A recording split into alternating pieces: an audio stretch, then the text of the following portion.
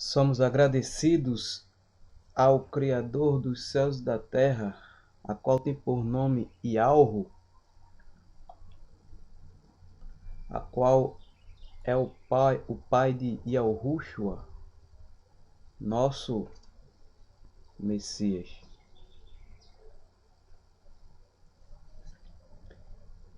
Vamos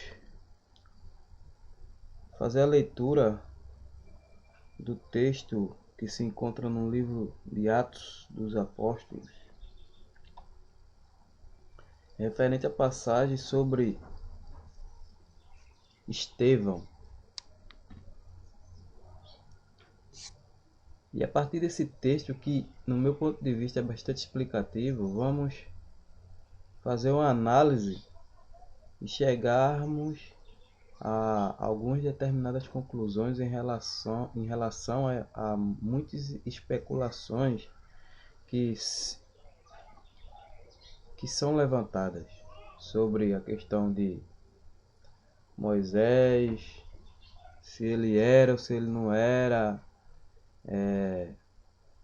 a Satã e entre outros. Eu acho que o primeiro passo para se entender o texto é crer na Escritura. É crer na Escritura. Acho que é um passo fundamental, porque não adianta você ler e você não crer no texto, ou por não entender, seja lá qual for o motivo. Eu acho que para se entender qualquer texto na Escritura, primeiro você tem que crer na Escritura. Sabemos que ela foi contaminada, adulterada, mas é o que temos.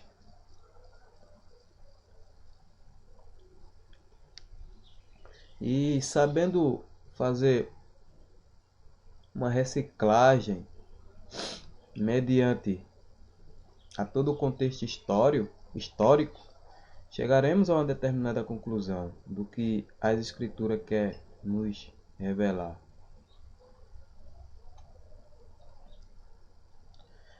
Ontem eu, lendo o livro de Samuel, 1 Samuel, no capítulo 12, eu encontrei outro texto que, entre vários textos, onde quebra definitivamente essa teoria que Moisés ele era Rassatã. Eu quero que os amados entendam que eu não estou defendendo Moisés como Moisés fosse algo de, como posso dizer, de suma importância para a minha salvação ou para a minha vida, não. Porém, meus amados, é o fato de se entender realmente a história. Então, somente isso. Porque nós sabemos que o nosso Salvador, o que morreu no madeiro, o que verteu o seu sangue para nos comprar, foi Yahushua e não Moisés. Agora devemos entender que Moisés é sombra do que havia de vir na plenitude dos tempos, proporcionado pelo Pai no tempo certo. E não venhamos a levantar especulações de coisas que não existem por não conhecer as Escrituras, por não conhecer a história que está na Escritura.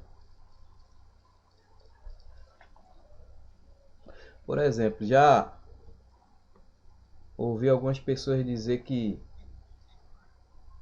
o Criador nunca pediu holocausto, tal, não sei o que, sacrifício, que tudo bem. Agora nós devemos ler, eu acho que nós devemos ler as escrituras e entender todo o contexto histórico da escritura. Não podemos pegar um texto e isolar esse texto e criar uma linha de raciocínio baseada tão somente naquele texto. Temos que analisar texto sobre texto. Temos que entender o contexto do que o escritor ele quer nos passar. E nós não podemos formar uma visão das escrituras com uma única passagem ou um único texto, mas sim analisarmos o contexto histórico e chegarmos a uma conclusão. Para não ficar tão prolongado o vídeo, eu vou dar início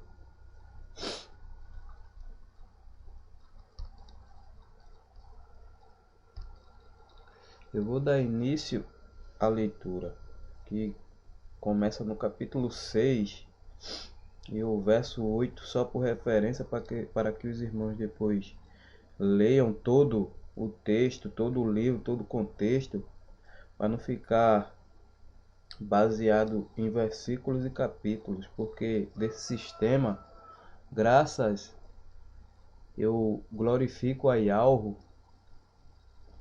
por ter me libertado desse sistema.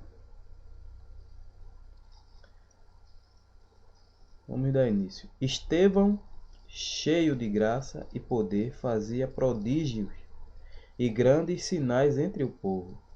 Levantaram-se, porém, alguns dos que eram da sinagoga chamada dos libertos, dos sirineus, dos alexandrinos e dos da Cilícia e Ásia, e discutiam com Estevão, e não podiam resistir à sabedoria e ao espírito pelo qual ele falava.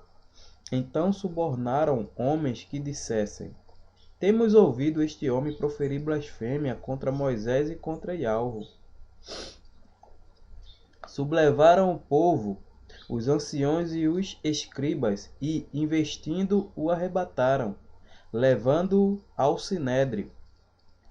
Apresentaram testemunhas falsas, que dispuseram: este homem não cessa de falar contra o lugar santo e contra a lei, porque o temos ouvido dizer que esse, Yahushua, o Nazareno, destruirá este lugar e mudará os costumes que Moisés nos deu.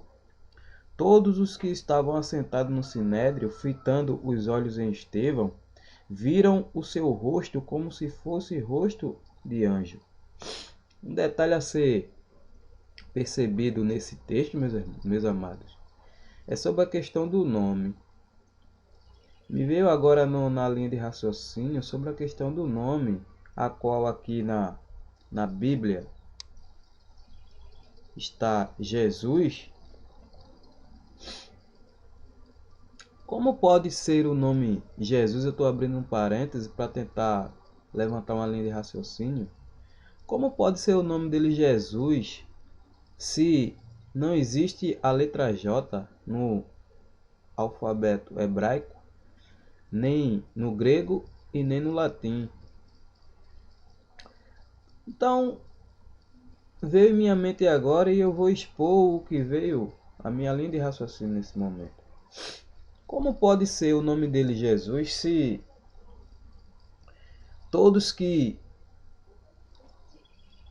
arrebataram Estevão e levaram ele ao sinédrio, que era composto por judeus, todo o sinédrio era composto por judeus. Quem conhece a história sabe que os judeus, em relação à religião que eles exerciam, que se chama o judaísmo, eles eram e ainda são bastante rigorosos e orgulhosos sobre a questão dos seus membros.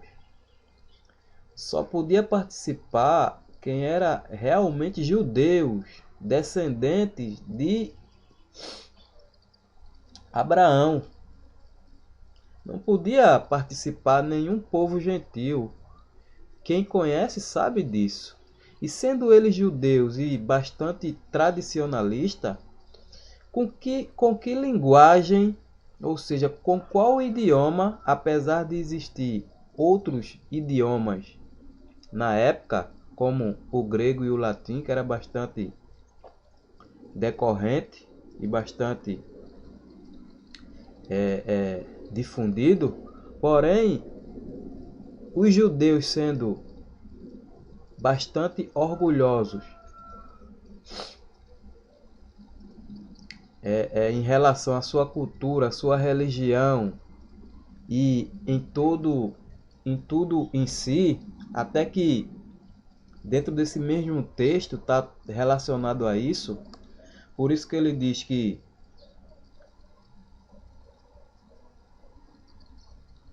por isso que o texto diz, quando alguns depuseram contra Estevão, a acusação é a seguinte: este homem não cessa de falar contra o lugar santo e contra a lei. Porque o temos ouvido dizer que esse Yahushua, o Nazareno, destruirá este lugar e mudará os costumes que Moisés nos deu. Então a questão que eu quero levantar nessa ocasião, por me vir na linha de raciocínio, e eu quero expor para os amados também analisarem e pegar o fio da meada do raciocínio que esse amado irmão teve agora, antes de começar toda a leitura do texto, é sendo os judeus bastante cautelosos ou rigorosos em seu costume e lei, porventura, quando eles estavam a conversar nessa ocasião que está exposta aqui na Escritura, no capítulo 6 do livro de Atos, em diante, em que os amados irmãos parem um momento para raciocinar. Em que língua estava sendo em que língua estava sendo falado na ocasião em si? É uma boa pergunta. Em que língua estava sendo falado, pronunciada as palavras no momento? Será que eles estavam falando em grego ou latim? Mas estavam falando em seu idioma próprio, o hebraico. Essa é uma das questões a ser levantada, e se alguém se habilita a responder, pode ficar à vontade. Eu só quis levantar esse ponto para que os irmãos venham assim a raciocinar e tentar se entender o meu ponto de vista. Sendo eles judeus, cautelosos, rigorosos com os seus costumes e as suas leis, a qual a eles também pertenciam um idioma, uma maneira de se expressar, que é o hebraico. Na mente dos amados irmãos, na ocasião a qual está descrita aqui no livro de Atos, em que idioma esses homens estavam a dialogar na ocasião? Será que no grego, no latim? E como agora em nossas mãos tem algo escrito em grego, a qual o nome do nosso Salvador Yahushua foi modificado para esse tal de Jesus. É isso que eu gostaria que as pessoas me respondessem. É isso que eu gostaria que os pastores do sistema me respondessem. Se foi escrito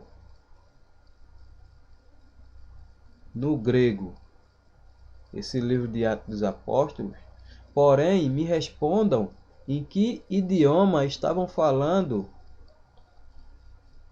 na ocasião todas essas pessoas que estão envolvidas nesse texto? Será que eles estavam falando em grego ou estavam falando em latim? Eu não acredito que eles estavam falando em grego e latim. Então lhe perguntou o sumo sacerdote: porventura é isto assim? Estevão respondeu: varões, irmãos e pais, ouve. O Criador da glória apareceu a Abraão, nosso pai, quando estava na Mesopotâmia, antes de habitar em Harã, e lhe disse: sai da tua terra e da tua parentela e vem para a terra que eu te mostrarei. Então saiu da terra dos caldeus e foi habitar em Harã. E dali, com a morte de seu pai, Ialro o trouxe para esta terra em que vós agora habitais. Nela não lhe deu herança nem sequer o espaço de um pé, mas prometeu dar-lhe a posse dela e depois dele a sua descendência. Não tendo ele filho, e falou Ialro que a sua descendência seria peregrina em terra estrangeira, onde seriam escravizados e maltratados por 400 anos. Eu, disse Ialro, julgarei a nação da qual forem escravos, e depois disso sairão daí e me servirão neste lugar. Então lhe deu a aliança da circuncisão. Assim nasceu Isaque e Abraão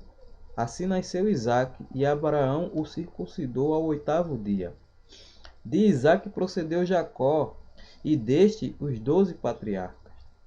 Os patriarcas invejosos de José venderam-no para o Egito, mas Ialro estava com ele, e livrou-os de todas as suas aflições, concedendo-lhe também graça e sabedoria perante Faraó, rei do Egito, que o constituiu governador daquela nação e de toda a casa real.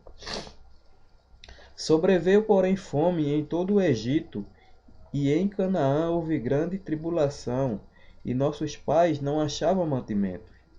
Mas tendo ouvido Jacó que no Egito havia trigo, enviou pela primeira vez os nossos pais. Na segunda vez, José se fez reconhecer por seus irmãos, e se tornou conhecida de Faraó a família de José. Então José mandou chamar Jacó, seu pai, e toda a sua parentela, isto é, 75 pessoas. Jacó desceu ao Egito e ali morreu, ele e também nossos pais, e foram transportados para Siquém e posto no sepulcro que Abraão ali comprara a dinheiro aos filhos de Amor. Como, porém, se aproximasse o tempo da promessa que Ialro jurou a Abraão, o povo cresceu e se multiplicou no Egito, até que se levantou ali outro rei que não conhecia José. Este outro rei tratou com astúcia a nossa raça e torturou os nossos pais, a ponto de forçá-los a enjeitar seus filhos, para que não sobrevivessem. Por esse tempo nasceu Moisés, que era formoso aos olhos de Ialro. Por 3 meses foi ele mantido na casa de seu pai. Quando foi exposto, a filha de Faraó o recolheu e criou como seu próprio filho. E Moisés foi educado em toda a ciência dos egípcios e era poderoso em palavras e obras. Quando completou 40 anos, veio-lhe a ideia de visitar seus irmãos, os filhos de Yashurum, os filhos de Israel. Vendo um homem tratado injustamente, tomou-lhe a defesa e vingou o oprimido, matando o egípcio. Ora, Moisés cuidava que seus irmãos entenderiam que Ialro os queria salvar por intermédio dele. Moisés entenderia, irmão, que os judeus a qual ele faz parte, por ser ele descendente também de Abraão, por ele ser judeus, entendiam que o próprio Moisés estava tentando livrar o povo da escravidão. Moisés sendo educado em toda a ciência, em toda a sabedoria dos egípcios, pois foi ele criado pela filha de Faraó, creio eu que Moisés, após ter entendido que também era descendente, que era não, depois de ter descoberto que é descendente daquele povo que está sendo oprimido, o espírito de Alro o instigou para livrar aquele povo. Ele se incomodou, ele tinha todas as razões para não se incomodar com nada daquilo. Ele estava de boa, ele tinha tudo, ele era um príncipe no Egito. Porém, se nós lermos o livro de Hebreus, vamos entender o porquê que Moisés simplesmente abandonou tudo aquilo, todas as riquezas, toda a glória, toda a honra do Egito, por amor a Yahweh e ao seu povo, por amor ao próximo dele, por amor aos aflitos. Podemos perceber já dentro desse contexto que já existe razões para entendermos que as especulações levantadas contra o nosso irmão Moisés são todas falsas. A não ser que os amados não creiam nas escrituras. Aí é a critério de qualquer um, a critério dos irmãos.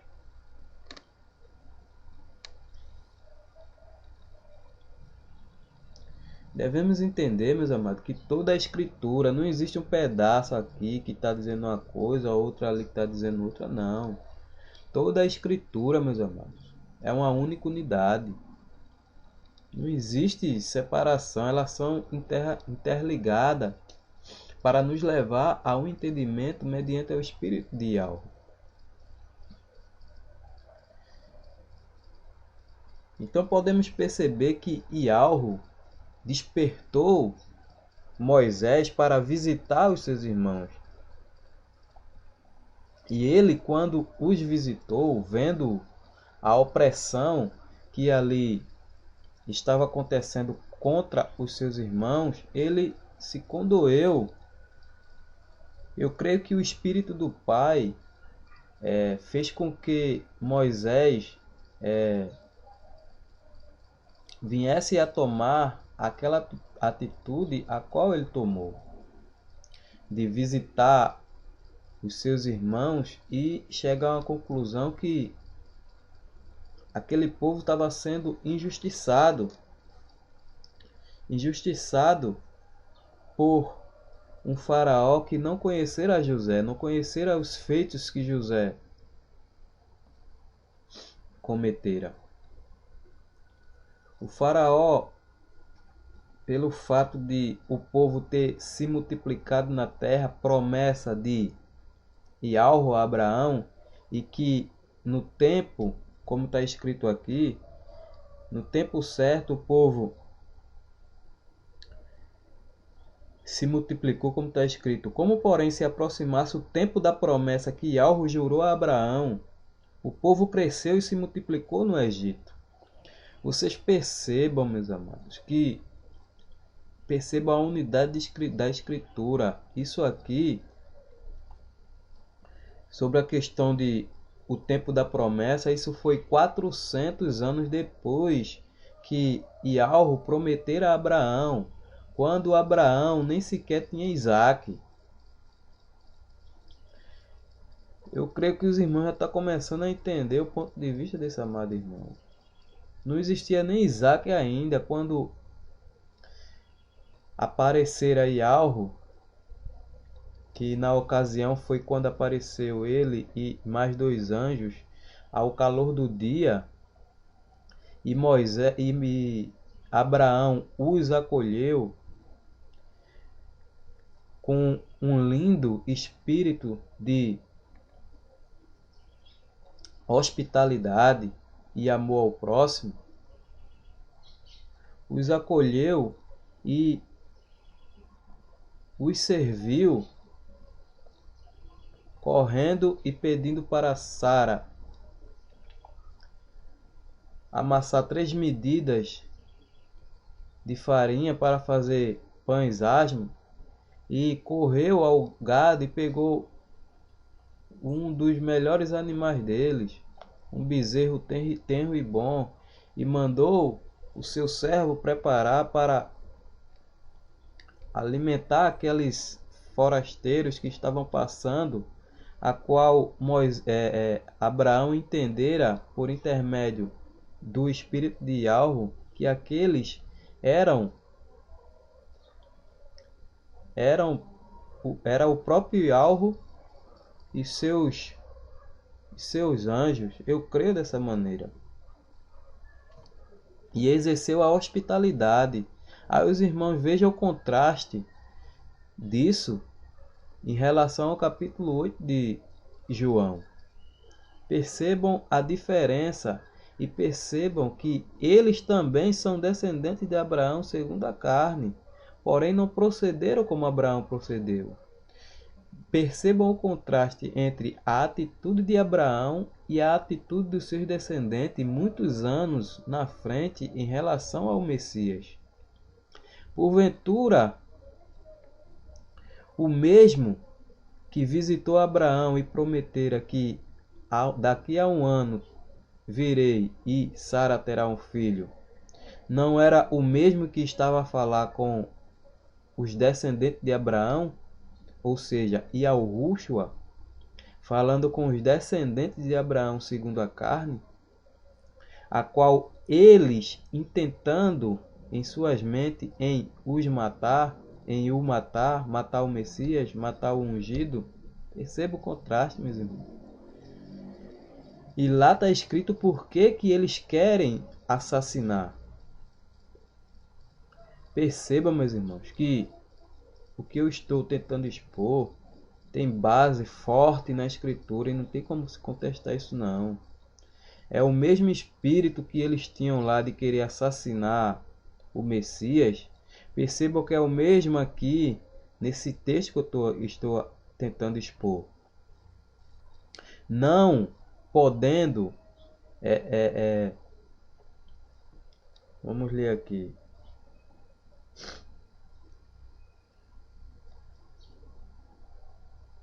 E não podiam resistir à sabedoria e ao espírito pelo qual ele falava.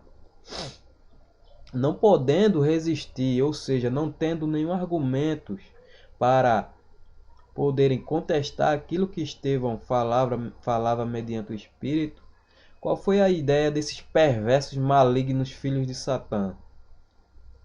Vamos agora levantar falso testemunho, fazendo assim o que o próprio Moisés, veja como eles são hipócritas miseráveis. Analise o grau de hipocrisia, meus amados. Quem conhece a lei sabe. Quando a lei diz: não darás testemunho falso contra o teu próximo.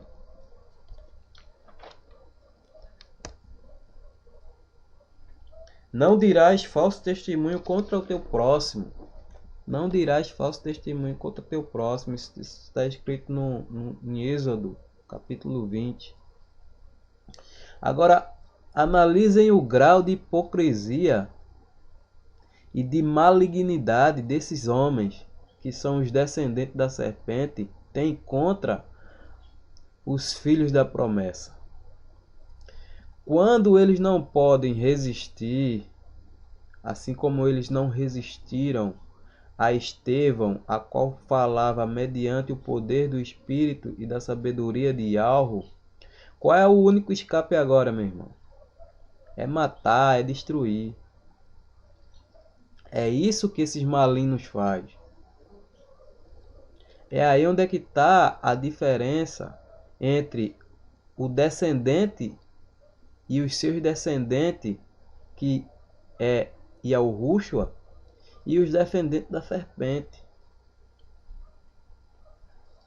Aí onde é que está a diferença? Nós percebemos isso aí desde o princípio, meus amados. Caim e Abel. Desde o princípio, que é dessa maneira. Caim e Abel.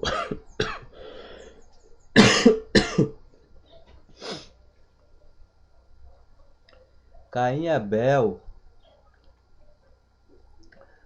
Ismael e Isaac. Porventura, Ismael não perseguia a Isaac, como está escrito no livro de Gálatas? Aí agora vem o auge, na plenitude dos tempos, os líderes religiosos e o nosso próprio Salvador Yahushua, chegando ao ponto de o assassinarem, pregando-o no madeiro. E o mesmo vai acontecer com Estevão, aqui na leitura, no capítulo 7. Vai acontecer o mesmo com ele. Mais uma vítima desse sistema maldito, que são os descendentes da serpente.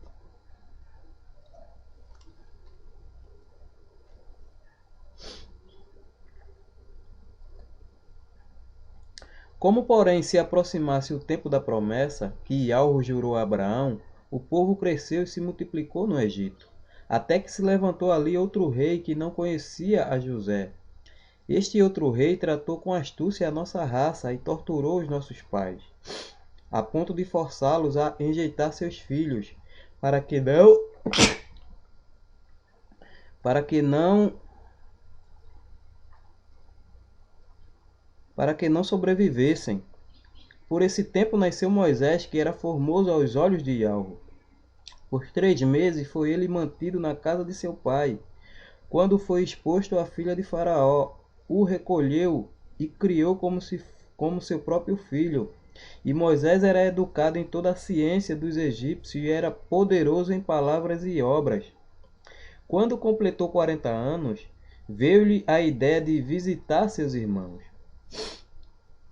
Vocês acham que Moisés, tendo toda a riqueza do Egito, se não fosse mediante o Espírito de Yahweh que o incitasse para visitar os seus irmãos, vocês acham que em si o próprio Moisés ele iria se preocupar com aqueles escravos? Eu creio que não, meus irmãos. Eu creio que se o homem ele toma uma atitude boa, isso parte do Pai e não do próprio homem. Pois o homem morto em delitos e pecados, ele só pensa no seu umbigo, ele não pensa no próximo. O próximo acabou quando nossos pais desobedeceram a palavra de Yahweh no jardim do Éden. A verdade é essa. A verdade é essa. Não existe mais o próximo depois do jardim do Éden, depois da ofensa. O próximo só passa a existir novamente nos que pertencem a Yahweh. Mas aos que não pertencem a Yahweh, não existe essa palavra próximo, foi riscada do dicionário. Não existe próximo na palavra, nos descendentes da serpente. Mas nós que fomos regenerados mediante o Espírito do Pai, como está escrito no livro, na carta do apóstolo Pedro, fosse regenerados da semente que não é corruptível, e sim da incorruptível mediante a palavra. Vocês acham que se o Espírito de Yahweh não tivesse incitado a Moisés para ele visitar os seus irmãos e ver o sofrimento a qual estavam seus irmãos no Egito, ele teria ido, vivendo do bom e do melhor nos palácios reais no Egito, sendo considerado filho da filha de Faraó? Eu creio que ele não, que se Ialro não tivesse incitado o espírito de Moisés para socorrer os seus irmãos, nunca, até hoje, eu creio que até hoje seriam escravos lá no Egito ainda. Porém, como Ialro prometera a Abraão, quem lê o livro de Gênesis vai entender o que Estevão está tentando expor nessa passagem. É por isso que eu digo sempre nos meus vídeos, se não entender o livro de Gênesis, que é o princípio de todas as coisas, se não se der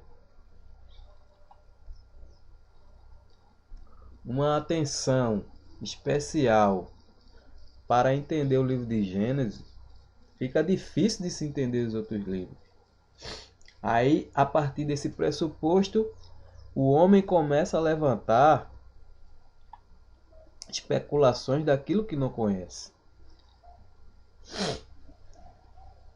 Aí chega a dizer que Moisés é o diabo, chega a dizer que Elias é o diabo, chega a inventar inúmeras especulações sem bases escriturais, sem entender o que de fato a escritura quer nos passar desde o princípio.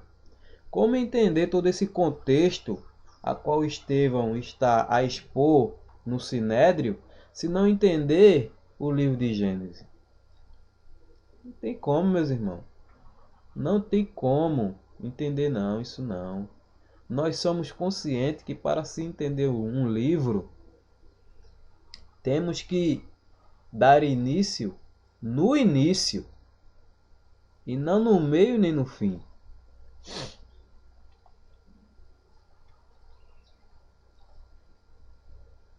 Ora, Moisés cuidava que seus irmãos entenderiam que Yahweh os queria salvar por intermédio dele. Eles, porém, não compreenderam. Ou seja, Moisés já estava formado a opinião na mente de Moisés que ele, por estar numa posição elevada, sendo príncipe no Egito e sendo ele irmão daqueles que estavam que tinham sido escravizados, ele já estava com a intenção de alguma maneira livrar seus irmãos daquele sofrimento.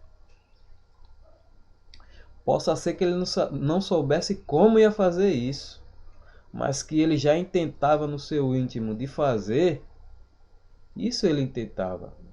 Tanto é que ele foi visitar, ele defendeu um irmão que estava sendo oprimido, chegando até o ponto de matar um egípcio. Isso é fato.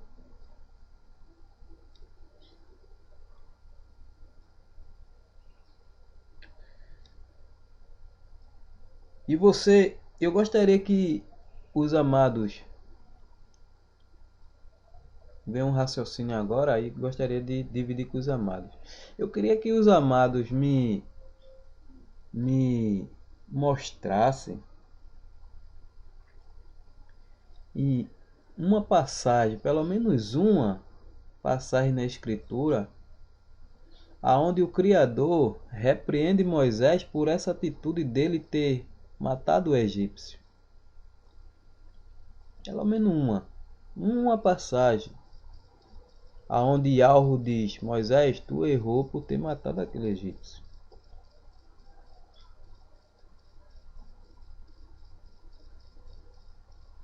É porque os amados não entenderam a razão dos fatos. Eu estou tentando explicar, os amados não entenderam a razão dos fatos. Que os descendentes da serpente, eles vão ser eliminados. No dia que o Salvador voltar, toda a descendência da serpente vai ser eliminada.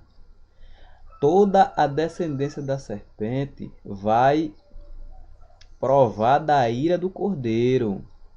Aquilo ali é sombra. O que está no Velho Testamento é sombra das coisas futuras. Tudo que está no Velho Testamento é sombra das coisas futuras.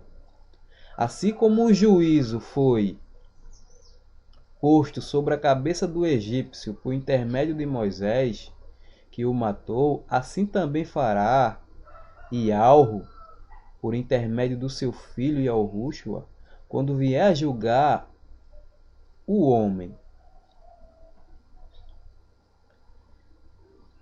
Porventura não é o fato de Ialro derramar sua ira, a qual ele está irado, e aniquilar assim todos os seus inimigos? Devemos entender as Escrituras, meus amados. Devemos entender as Escrituras e pararmos de levantarmos especulações por não entender as Escrituras. No dia seguinte, aproximou-se de uns que brigavam e procurou reconduzi-los à paz, dizendo: Homens, vós sois irmãos, por que vos ofendeis uns aos outros? Mas o que agredia o próximo, o repeliu, dizendo: Quem te constituiu autoridade e juiz sobre nós? Daí você vê, meus irmãos, que até nos próprios descendentes de Abraão, segundo a carne, há aqueles que não compreendem o trabalhar do Criador. Esses descendentes da serpente, meus amados, nunca vão entender o trabalhar do Criador, nunca vão entender as Escrituras, nunca vão entender de fato a mensagem.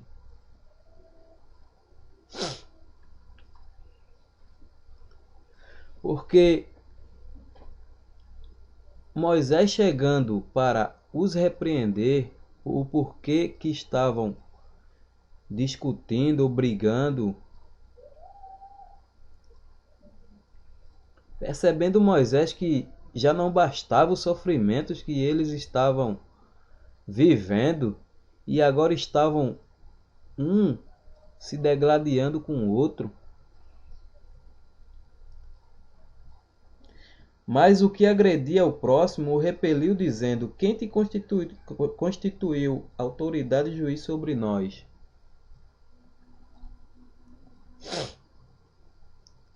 Não sabia ele que esse mesmo é que iria livrar a descendência de Abraão do cativeiro do Egito?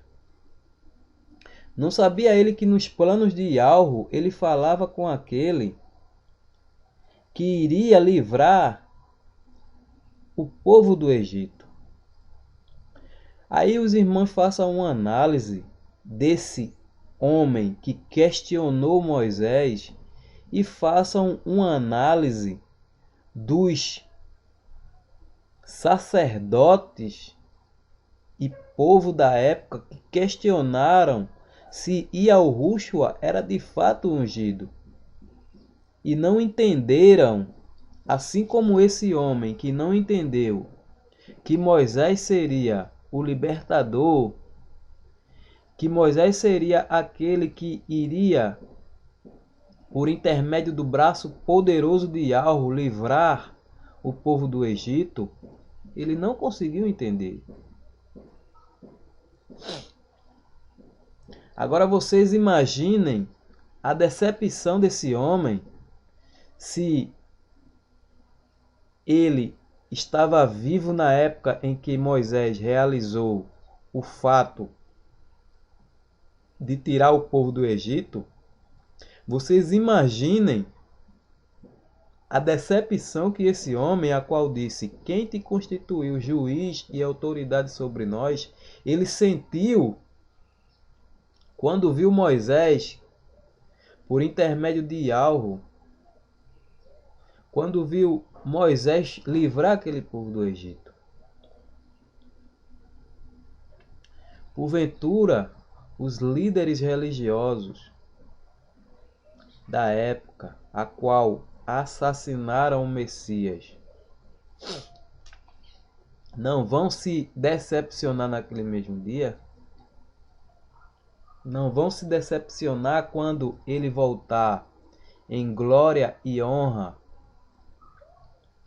e se apresentar diante dos mortos e dos vivos e disser: eu, a quem vocês humilharam, desprezaram e até assassinaram, eu é que sou a pedra angular.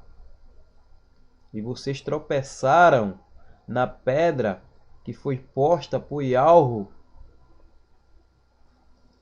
Do mesmo modo que esse tropeçou, porque é sombra das coisas futuras. Esse a qual perguntou: quem te constituiu juiz sobre nós? Esse tropeçou na pedra de tropeço, pois este mesmo que ele questionou fora justamente esse que livrou o povo de Israel. A estas palavras Moisés fugiu, mas o que agredia o próximo o repeliu, dizendo: quem te constituiu autoridade e juiz sobre nós? Acaso queres matar-me, como fizeste ontem ao egípcio? A estas palavras Moisés fugiu e tornou-se peregrino na terra de Midian, onde lhe nasceram 2 filhos.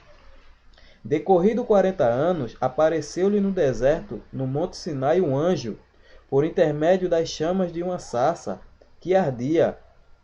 Moisés, porém, diante daquela visão, ficou maravilhado e, aproximando-se para observar, ouviu-se a voz do Criador: eu sou Yahweh, eu sou o Criador dos teus pais, o Criador de Abraão, de Isaque e de Jacó. Moisés, tremendo de medo, não ousava contemplá-la.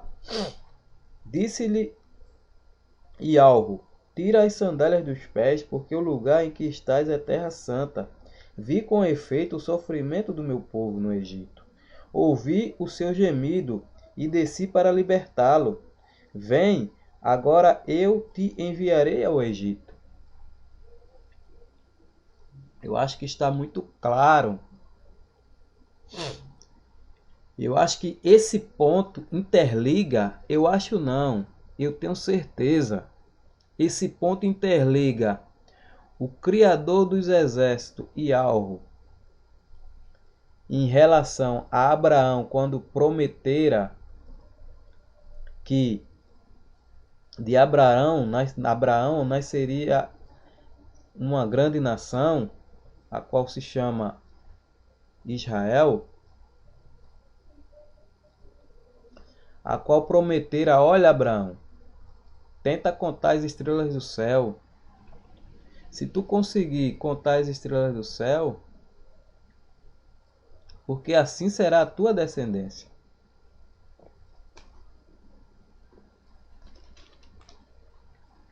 Isso os irmãos podem ler no livro de Gênesis, no capítulo, se eu não me engano, é 12.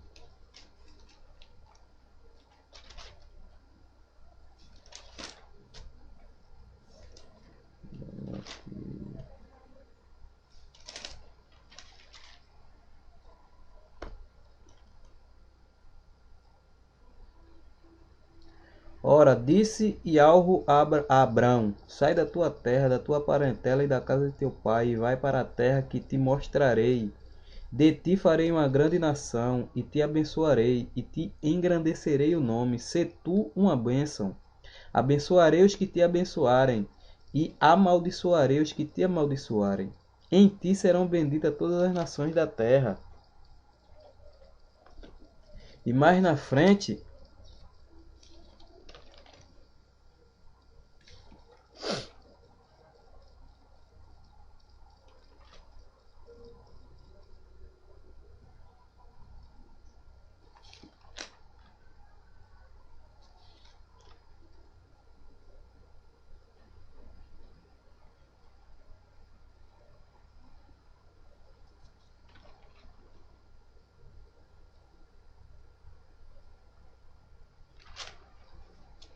Tentando achar aqui o texto.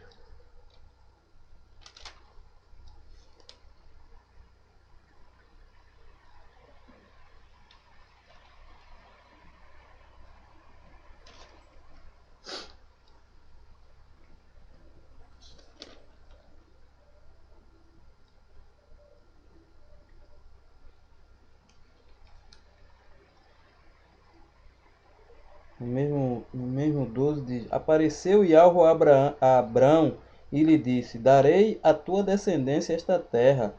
Ali edificou Abrão um altar a Yahweh que lhe apareceu.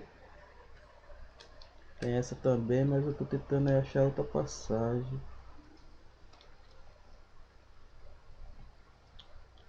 Aqui, no capítulo 15. Depois desses acontecimentos, veio a palavra de Yahweh a Abrão numa visão e disse: Não temas, Abrão, eu sou o teu escudo e teu galardão será sobremodo grande. Respondeu Abrão: Yahweh, meu Criador, que me haverás de dar, se continuo sem filho, e o herdeiro da minha casa é o Damasceno Eliezer? Disse mais Abrão: A mim não me concedestes descendência, e um servo nascido na minha casa será o meu herdeiro. A isto respondeu logo Yahweh, dizendo: Não será esse o teu herdeiro, mas aquele que será gerado de ti será o teu herdeiro. Então conduziu-o até fora e disse: Olha para os céus e conta as estrelas, se é que o podes. E lhe disse: Será assim a tua posteridade. Ele creu em Yahweh, e isso lhe foi imputado para a justiça. Disse-lhe mais: Eu sou Yahweh, que te tirei de Ur dos Caldeus, para dar-te por herança esta terra. Perguntou-lhe Abrão: Yahweh, meu Criador, como saberei que hei de possuí-la?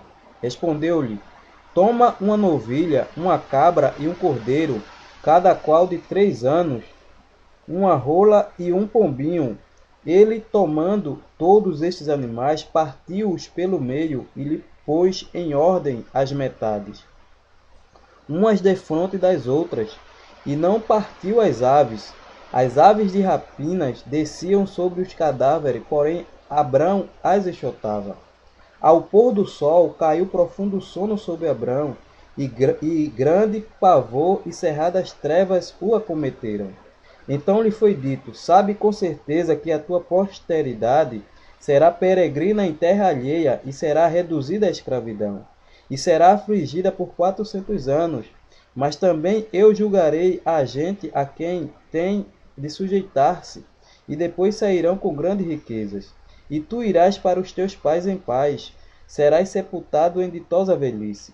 Na 4ª geração tornarão para aqui, porque hão de se encher ainda a medida da iniquidade dos amorreus. E sucedeu que, posto o sol, houve densas trevas, e eis um fogareiro fumegante e uma tocha de fogo que passou entre aqueles pedaços. Naquele mesmo dia fez Yahweh aliança com Abrão, dizendo: A tua descendência dei esta terra, desde o rio do Egito até o grande rio Eufrates, o Queneu, o Quenezeu, o Cadimoneu, o Eteu, o Ferezeu, os Refaíns, o Amorreu, o Cananeu, o Gigazeu e o Jebuseu.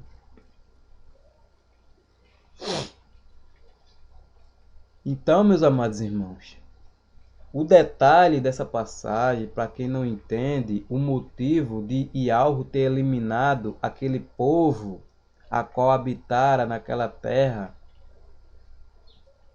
muita gente não entende o porquê que Yahweh eliminou aquele povo. Pois a resposta está aqui, ó. Na 4ª geração tornarão para aqui, porque não se encheu ainda a medida da iniquidade dos amorreus.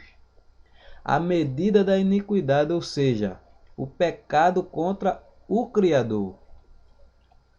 E Yahweh, sendo justiça, meus amados, ele julga e suscita o mal àqueles a quem foi dada a sentença pelo próprio juiz de toda a terra, que é Yahweh.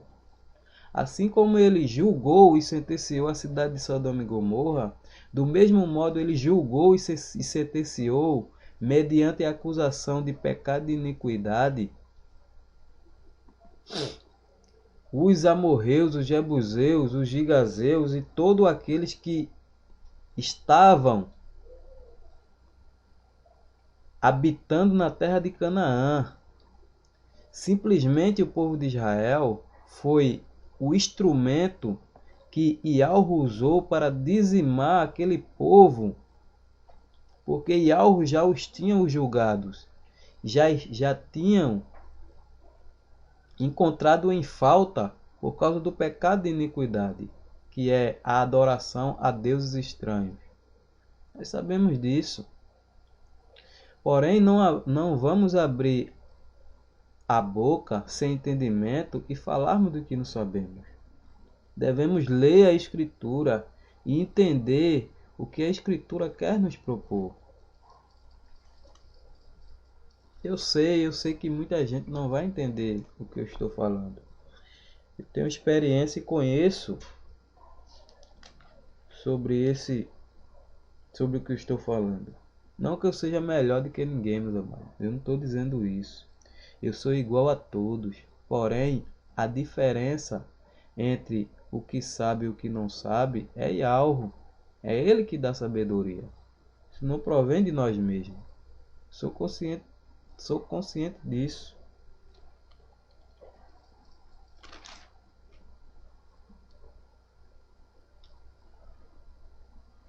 Eu sou o Criador dos teus pais, o Criador de Abraão, de Isaque e de Jacó.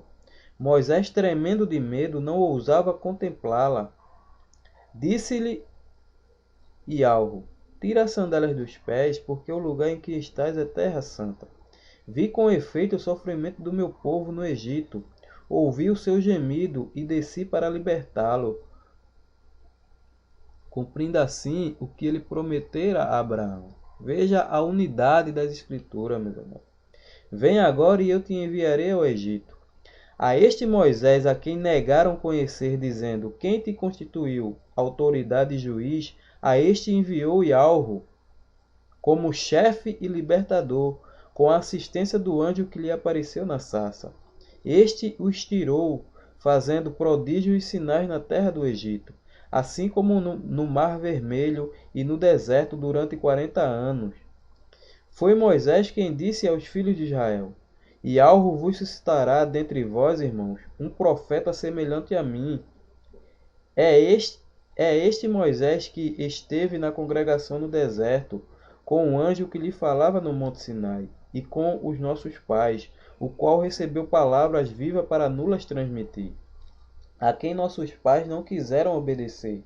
Antes o repeliram e no seu coração voltaram para o Egito, dizendo a Arão: faze-nos deuses que vão adiante de nós, porque quanto a este Moisés que nos tirou da terra do Egito, não sabemos o que lhe aconteceu. Percebam que o defeito e a falha não está em Yahweh e nem tampouco o defeito e a falha não está em Yahweh, e sim no próprio povo, a qual em seu coração desejaram voltar para o Egito. E assim pereceram, porque se tem algo que Yahweh não suporta, é pecado de iniquidade e pecado de impiedade, meus irmãos. Isso aí é o motivo maior da ira de Yahweh. Pecado de iniquidade e o pecado de impiedade, ou seja, o pecado contra o próprio Yahweh, que é o pecado da idolatria, e o pecado de impiedade, que é o pecado contra o próximo.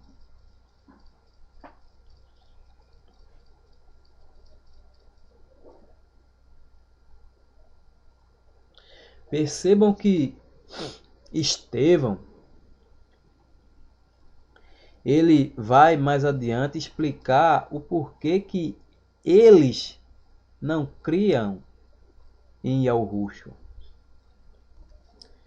É bastante claro quando ele joga na cara deles o motivo, o porquê que eles não creem no nome Yahushua.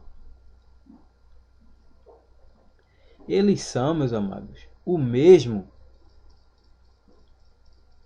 Eles são descendentes do mesmo homem.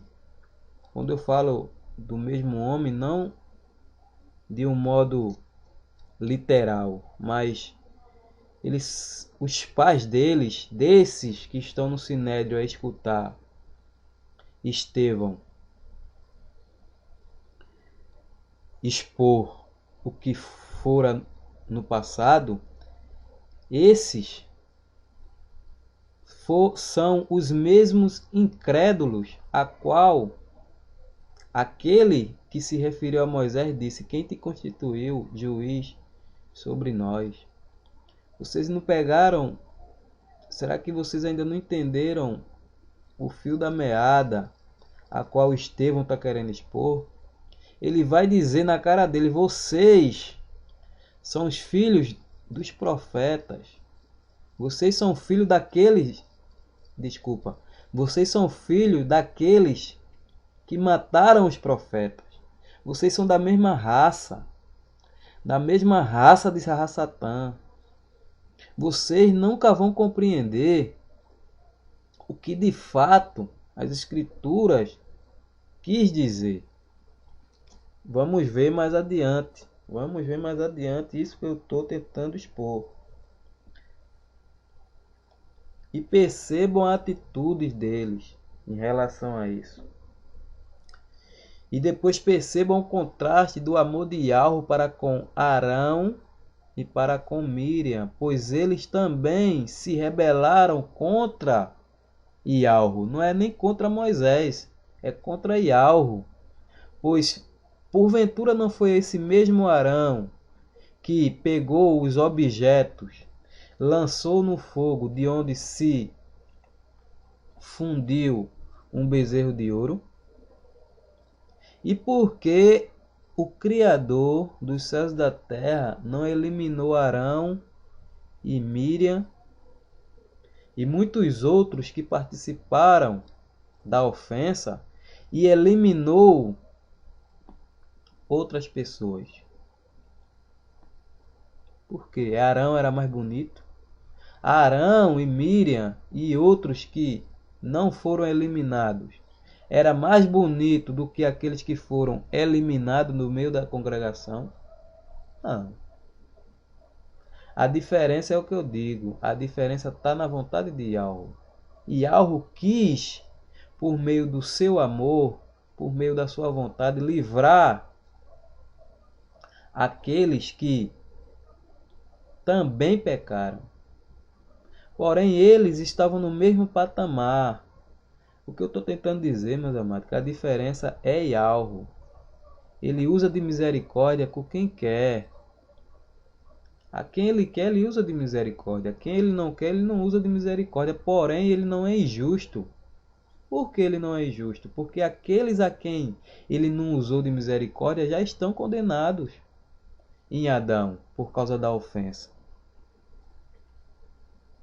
Todos nós estávamos condenados. Todos nós estávamos condenados devido à ofensa de Adão. Estou tentando explicar. Por causa da ofensa de Adão, todo o gênero humano está condenado, certo?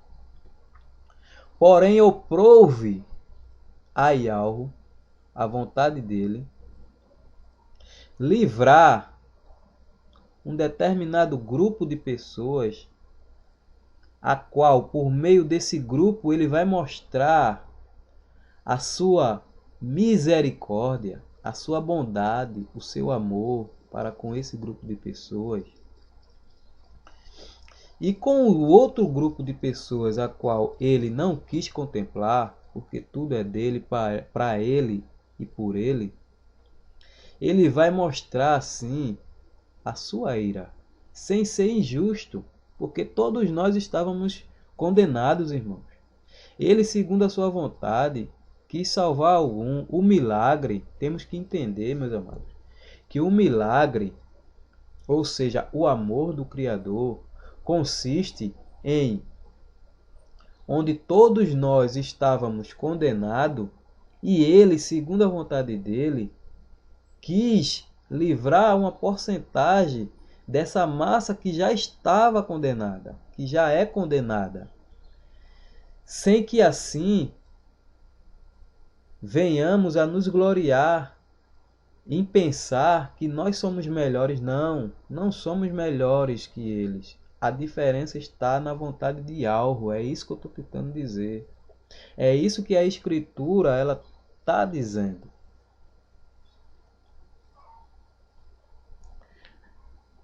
Não somos melhores e nem piores. Estamos no mesmo patamar. No mesmo patamar a qual nossos pais Adão nos legaram por intermédio da desobediência. E ao segundo o amor a qual ele nos amou, estando condenados por causa da ofensa no jardim, ele, segundo a sua vontade, eu tenho base escritural para me basear sobre isso. Quem quiser fazer perguntas, eu estarei disposto a respondê-las com base nas escrituras, não com base na minha filosofia, mas com base nas escrituras sobre o assunto que eu estou tentando abordar.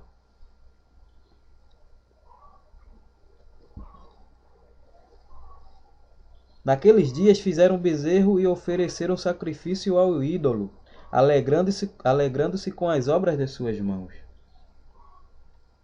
Mas Iarro se afastou e os entregou ao culto da milícia celestial, como está escrito no livro dos profetas. Ó casa de Israel, porventura me ofereceste vítimas e sacrifício no deserto pelo espaço de 40 anos? E acaso não levantaste o tabernáculo de Moloque, a estrela do deus Renfã, figura que fizeste para os adorar? Por isso vos desterrei para além da Babilônia. Meus amados, o Criador dos céus e da terra não destruiu aquele povo pelo simples fato de ter prometido e por ter ele jurado por ele mesmo. Isso está escrito no Velho Testamento e também no Novo Testamento. Ele jurou, não tendo por quem jurar, jurou por si mesmo. Isso está aqui, se eu não me engano, no capítulo 15, onde nós já lemos. Não tendo o Criador por quem jurar, jurou por si mesmo.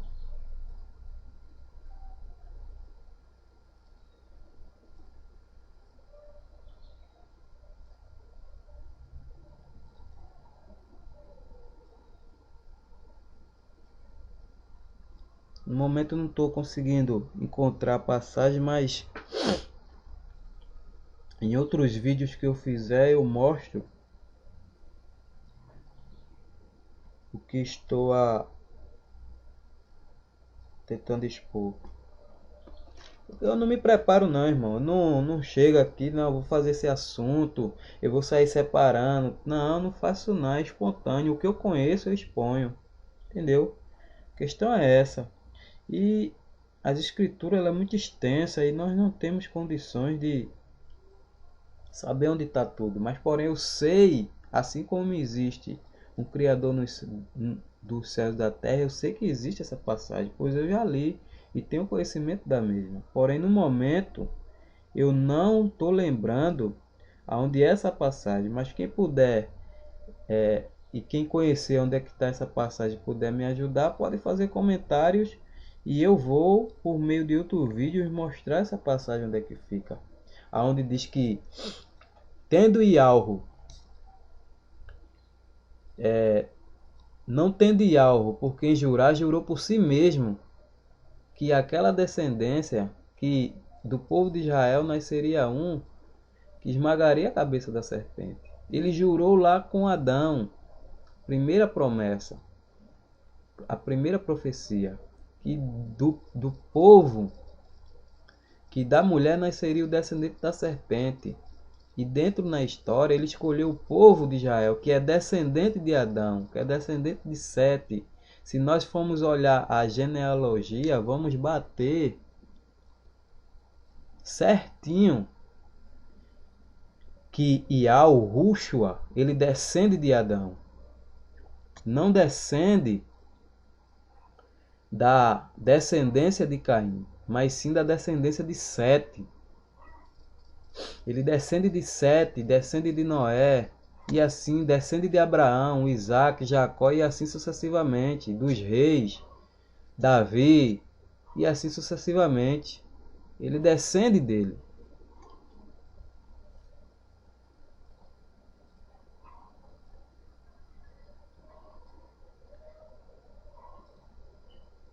O tabernáculo do testemunho estava entre nossos pais no deserto, como determinara aquele que disse a Moisés que o fizesse segundo o modelo que tinha visto, o qual também nossos pais, com Josué, tendo recebido, o levaram quando tomaram posse das nações que Yahweh o expulsou da presença deles até os dias de Davi. Quem expulsou as nações da presença deles? Yahweh. Por intermédio do povo judeu, Yahweh puniu os demais por causa do pecado de iniquidade, que é o pecado contra o Criador. Do mesmo modo que Yahweh irá punir a nossa geração presente, se assim nós estivermos vivos no dia que, por meio de Yahushua, ele vir a julgar todos os seres humanos da face da terra, tanto os que já morreram, que irão ressuscitar, como os que estiverem vivos. Isso é fato, irmão. Não tem como fugir dessa realidade. Este achou graça diante de Yahweh e lhe suplicou a faculdade de prover morada para o Criador de Jacó. Mas foi Salomão que lhe edificou a casa. Entretanto, veja o detalhe que a consciência de Estevão em saber que o verdadeiro templo não é aquele que foi construído por mãos humanas. Entretanto, não habita o Altíssimo em casa feita por mãos humanas, como diz o profeta: o céu é o meu trono, e a terra é o estrado dos meus pés. Que casa me edificareis? Diz o Criador, ou qual é o lugar do meu repouso? Se não me engano, ele está citando Isaías 56. Deixa eu ver se eu encontro aqui para confirmar.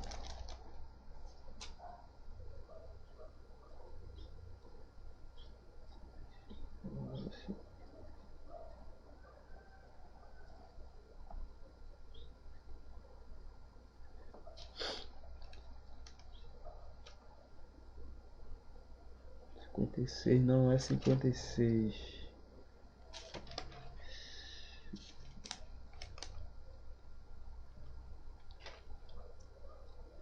Eu vi ontem.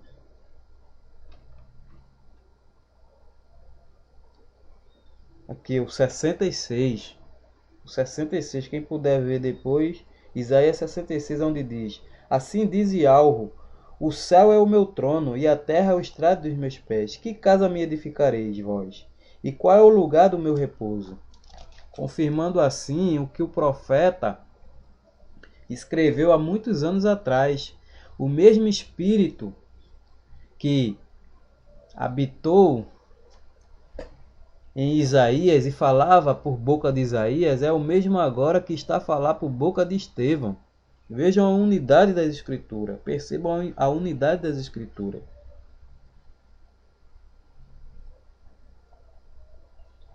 Não foi porventura a minha mão que fez todas essas coisas? Homens de dura cerviz e incircuncisos de coração. Homens de dura cerviz e incircuncisos de coração. Ou seja, eles não foram circuncidados no coração. Por quê? Porque eles são descendentes da serpente. Não compreendem o que a Escritura fala por intermédio dos profetas e do próprio Moisés, e principalmente por intermédio do espírito de algo. Não chegam ao entendimento, tanto é que após Estevão ter os acusado que eles são desse tipo de natureza, ele foi assassinado pelos mesmos. Vamos dar sequência e os irmãos verão. Homens de dura cerviz e incircuncisos de coração, de ouvido, vós sempre resistis ao espírito de algo. Por que eles resistem ao espírito de algo, irmão? Aí os irmãos leem o capítulo 10 de João e vão do Evangelho de João e vão entender o porquê que eles resistem ao espírito de algo.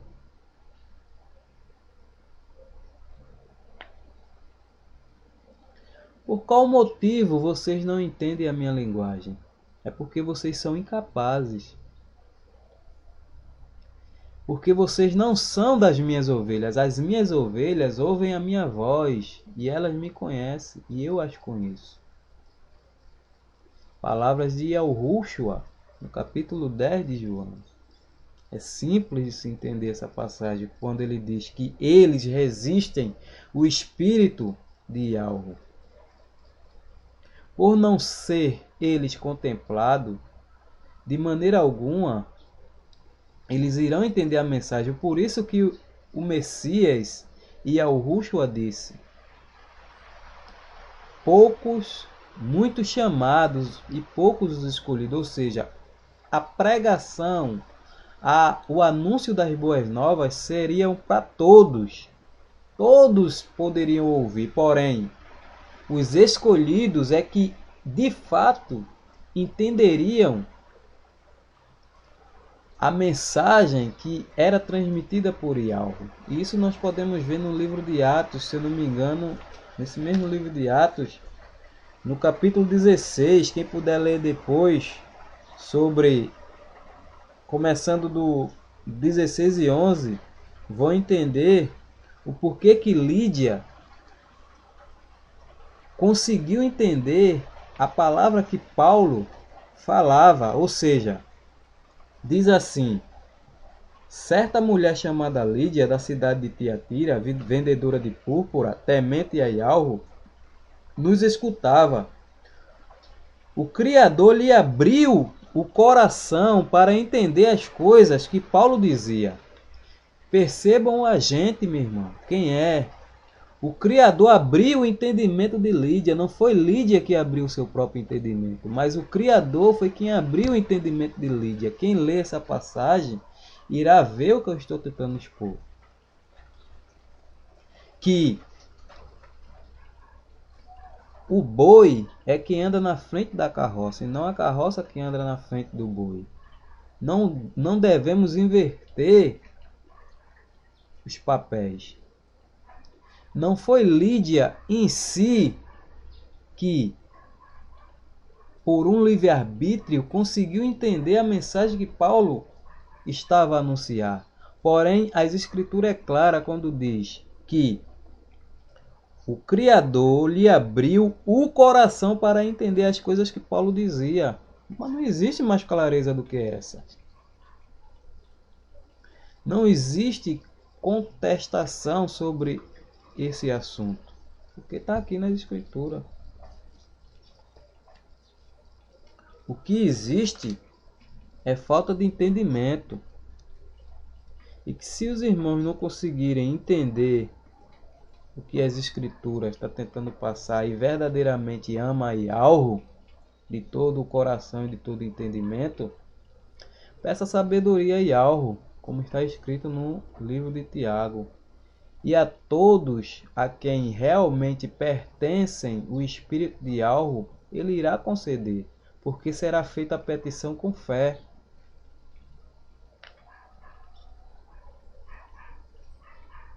São assuntos, meus amados, que eu sei que são complexos, eu entendo que são complexos. Porém, necessário é expor, para que nós venhamos a comer a comida sólida e não venhamos a ficar toda vez a tomar leitinho direto não. Temos que passar a nos alimentar de comida sólida. Por quê? porque o tempo do fim está próximo. E se não nos apegarmos de fato às Escrituras e por meio dela criarmos uma boa base sólida para nos firmarmos mediante o espírito de algo na Escritura, chegará tempo, meu irmão, tempos dolorosos a qual eu creio que está próximo. Possa ser que não vivamos esse mesmo tempo, mas creio que está próximo esse tempo, e que se nós não tivermos realmente preparados para enfrentarmos tudo isso que sobrevirá, vamos negar o nome de algo. Por isso que devemos comer comida sólida para nos fortificarmos e crescermos na graça e no conhecimento que há no Salvador Yahushua, mediante o Espírito que nos revela todas as coisas nas Escrituras.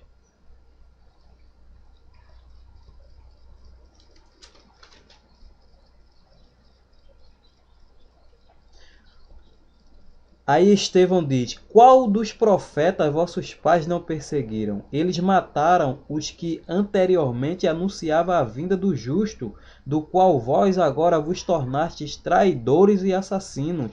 Vós que recebeste a lei por intermédio de anjos e não aguardastes.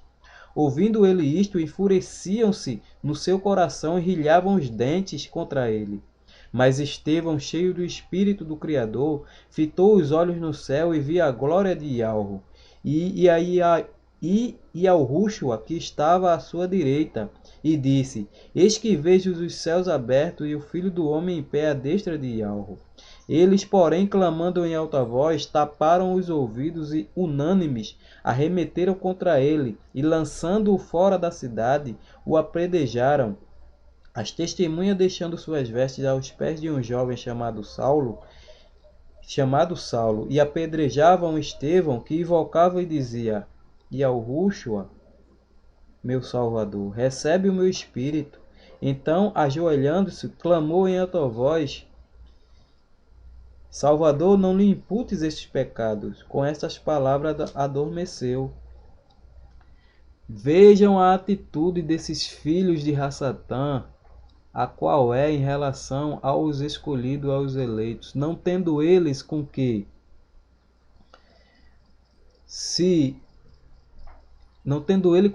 resistir ao espírito de sabedoria, só resta agora uma saída.